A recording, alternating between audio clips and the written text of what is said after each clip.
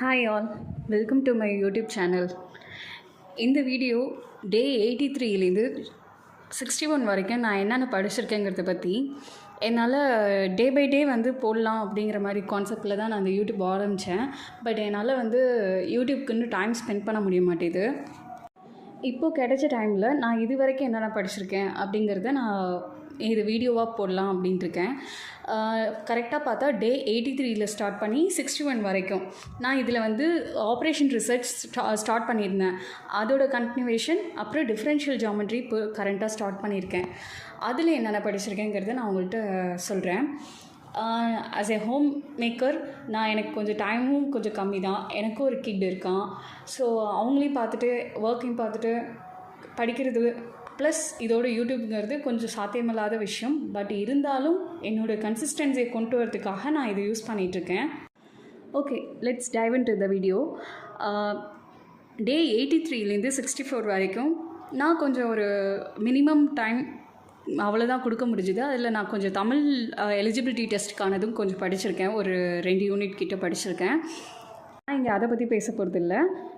அது லேட்டராக வேணால் ஒரு தனி வீடியோவாக போட்டுக்கிறேன். இப்போ ஓஆரை பொறுத்த வரைக்கும் நான் லாஸ்ட்டாக வந்து நான்லீனியர் ப்ரோக்ராமிங் ப்ராப்ளம் ஸ்டார்ட் பண்ணியிருந்தேன். அதில் பேசிக்கான டீட்டெயில்ஸ்லாம் கொஞ்சம் பார்த்துருந்தேன். அதோட ஃபார்முலேஷன் எப்படி பண்ணுவாங்க அண்டு ஒரு சில ரிமார்க்ஸு அப்புறம் ப்ராப்ளம்ஸ் இருந்துச்சு. ஒரு ப்ராப்ளம் தான் அன்றைக்கி ட்ரை பண்ண முடிஞ்சுது 84th அன்றைக்கி. அதுக்கப்புறம் நான் மீதி இருக்கிற ப்ராப்ளம்ஸ் எல்லாமே பார்த்துருந்தேன். அப்புறம் அதுக்கு அடுத்த டாபிக் என்னென்னா செப்பரபிள் ப்ரோக்ராமிங் ப்ராப்ளம். அது வந்து வெறும் அது அப்படின்னா என்ன, அந்த ப்ராப்ளம்னா என்ன, அதுக்கு ஒரு சில எக்ஸாம்பிள்ஸ் அப்படி தான் இருக்கும். இதே மாதிரி தான் கண்டினியூஸாக அடுத்தடுத்து சில ப்ரோக்ராமிங் ப்ராப்ளம்ஸ் இருக்குது. அதில் ஒன்று என்னென்னா convex programming problem, quadratic programming problem, அடுத்தது டைனமிக் ப்ரோக்ராமிங் ப்ராப்ளம். இதில் வந்து டைனமிக் வந்து இன்னொன்று ஒரு பேர் இருக்குது, மல்டி ஸ்டேஜ் ப்ராப்ளம்னு சொல்லுவாங்க. இதோட நேம் மல்டி ஸ்டேஜ்னு வந்ததுலேயே புரிஞ்சுக்கலாம். இதில் நிறைய ஸ்டேஜஸ் இருக்குது. நம்ம எப்படி வந்து ஸ்ட்ராட்டஜி சூஸ் பண்ணுறோமோ அதை பொறுத்து இது சேஞ்ச் ஆகும். இந்த டிடிபி வந்து இந்த கான்செப்ட் வந்து பிரின்சிபல் ஆஃப் டுவாலிட்டி அப்படிங்கிறது பெல்மேன் ப்ரப்போஸ் பண்ண ஒரு கான்செப்ட்டு. அதை பேஸ் பண்ணி தான் இந்த டிடிபிங்கிறது இருக்குது. இது வந்து பிரின்சிபல் ஆஃப் டுவாலிட்டியோ இல்லை பிரின்சிபல் ஆஃப் ஆப்டிமாலிட்டின்னு கூட கொடுத்துருக்காங்க.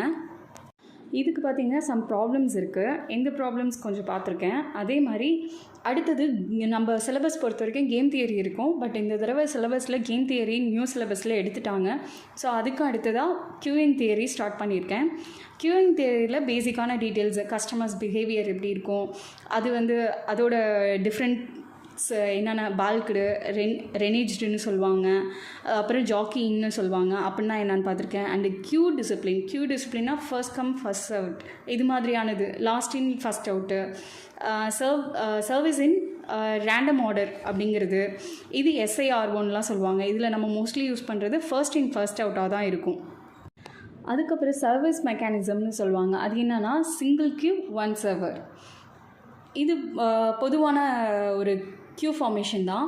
அதே மாதிரி இன்னொன்று சிங்கிள் கியூ செவரல் சர்வர்ஸ் இருக்குது. Several queue one server, several servers. இந்த செவரல் சர்வர்ஸுங்கிறது வந்து நம்ம பேங்க் எக்ஸாம்பிள் எடுத்துக்கலாம். நம்ம கேஷியர்கிட்ட போய் கேஷ் பே பண்ணணும் வாங்கணும் அப்படின்னா அது வேறு ஒரு கியூ ஃபார்ம் பண்ணுவாங்க. மேனேஜர் போகணுன்னா அதுக்கு நம்ம தனியாக போகணும். இது மாதிரியானது.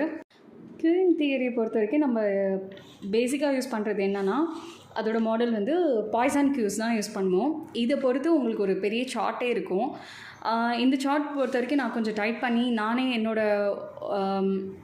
எனக்கு புரிகிற மாதிரி நான் அதை வந்து ஒரு பிரிண்ட் அவுட் எடுத்து வச்சுருக்கேன். இதை பேஸ் பண்ணி இதுலேருந்து தான் ஃபார்முலாஸ் படிக்கிறேன். ஃபர்ஸ்ட் என்னால் முடிஞ்ச ஒரு சிம்பிளஸ்ட் ஃபார்முலாஸ் எல்லாத்தையுமே நான் படித்து வச்சுருக்கேன். அது அப்புறம் கொஞ்சம் கொஞ்சமாக ஒரு இம்பார்ட்டண்ட் பிஜிடிஆர்பியில் இதுக்கு முன்னாடி கேட்ட ஃபார்முலாஸ் ஃபர்ஸ்ட் படித்து வச்சுருக்கேன்.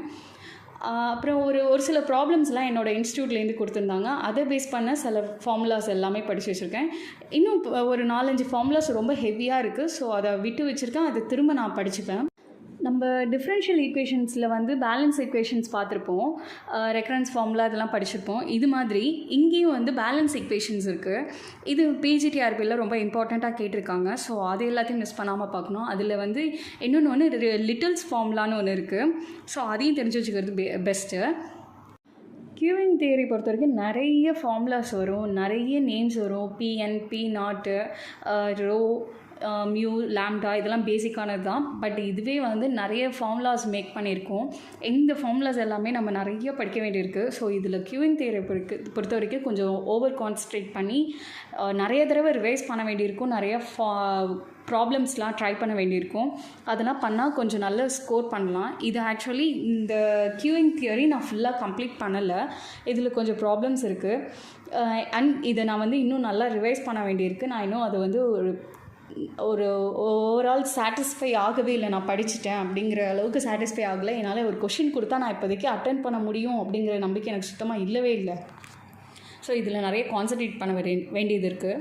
கியூவிங் தியரி கொஞ்சம் ஹெவி டாப்பிக்காக எனக்கு தெரியறதுனால என்னால் ஒரு லெவலுக்கு மேலே கான்சன்ட்ரேட் பண்ண முடியலன்னு அதை அப்படியே மூடி வச்சிட்டேன்.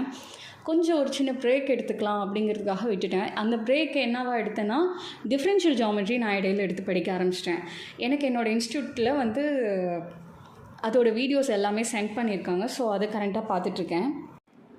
அடுத்ததாக வந்து டிஃப்ரென்ஷியல் ஜியாமெட்ரியில் டே 63லேருந்து 61 வரைக்கும் நான் என்னென்ன பார்த்துருக்கேங்கிறது ஒரு ஓவரால் வியூ பார்த்துருவோம். டிஃப்ரென்ஷியல் ஜியாமெட்ரி பேசிக்கான டீட்டெயில்ஸு. டிஃப்ரென்ஷியல் ஜியாமெட்ரிங்கிறது என்னென்னா, investigates curves and surfaces in space. ஓகேயா, இதில் வந்து 2 டைப் இருக்குது டிஃப்ரென்ஷியல் ஜியாமெட்ரியிலே, லோக்கல் அண்ட் குளோபல். லோக்கல்ங்கிறது வந்து என்னென்னா, இந்த கர்வ்ஸ் அண்ட் சர்ஃபேஸோட ப்ராப்பர்ட்டி நெய்பர்ஹுட்டில் இருக்கும்போது எப்படி இருக்குங்கிறத படிக்கிறதாகவும், குளோபல் டிஃப்ரென்ஷியல் ஜியாமெட்ரிங்கிறது என்னென்னா, அந்த curves and surfaces as a whole எல்லா பிளேன்லேயுமே வந்து அதோட ப்ராப்பர்ட்டி எப்படி இருக்குங்கிறத படிக்க போகிறோம். இதில் பேசிக்காக கர்வ்ஸ் பற்றி தான் படிக்கிறது. இந்த டாப்பிக்கை பொறுத்த வரைக்கும் நம்மளுக்கு மாடுலஸ் தெரிஞ்சிருக்கணும், டாட் ப்ராடக்ட், அதாவது ஸ்கேலார் ப்ராடக்ட், வெக்டார் ப்ராடக்ட்டு, அப்புறம் பாக்ஸ் ப்ராடக்ட்னு சொல்லுவோம். அது எல்லாமே பேசிக்கான கான்செப்ட். இதை பேஸ் பண்ணினா ஃபார்முலாஸ் ரொம்ப சிம்பிளஸ்ட் ஃபார்முலாஸாக தான் இருக்க போகுது. இது எல்லாமே நம்ம ஸ்கூல் லெவல் ஃபார்முலாஸ் மாதிரி தான், ப்ராப்ளம் மாதிரி தான் இது இருக்கும். கர்வ் அப்படின்னாலே நம்மளுக்கு ரொம்ப இம்பார்ட்டண்ட்டாக ஞாபகம் இருக்கணும் அப்படின்னா எதுனா, லோக்கஸ் ஆஃப் ஏ பாயிண்ட்டு. அதை பேஸ் பண்ணி தான் நம்ம வந்து ஒரு கர்வ் வரைய முடியும்.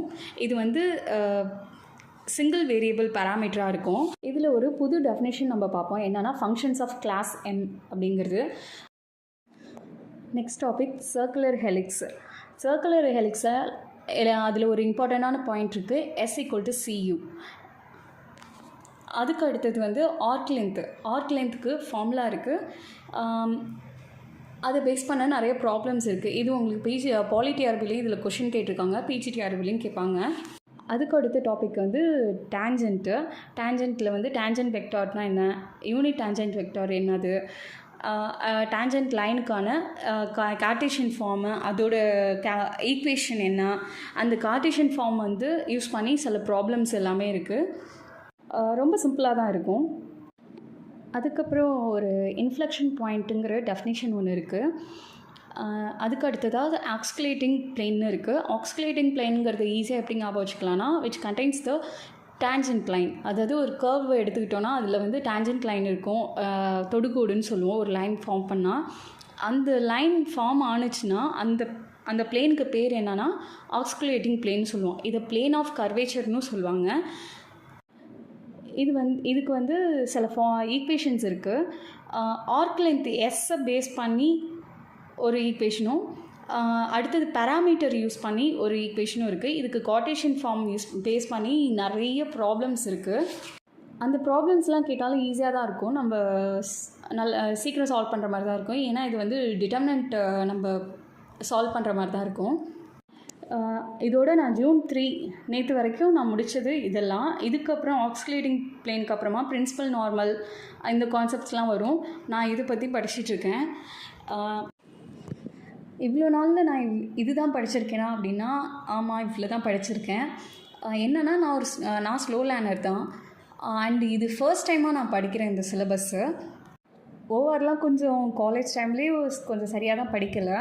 அதனால் எனக்கு ஓஆர் பற்றின கான்செப்ட் தெரியாது. நான் ஒரு இன்ஸ்டியூட்டில் ஜாயின் பண்ணி தான் கிளாஸ் சேர்ந்து தான் நான் இப்போ படிச்சிட்ருக்கேன்.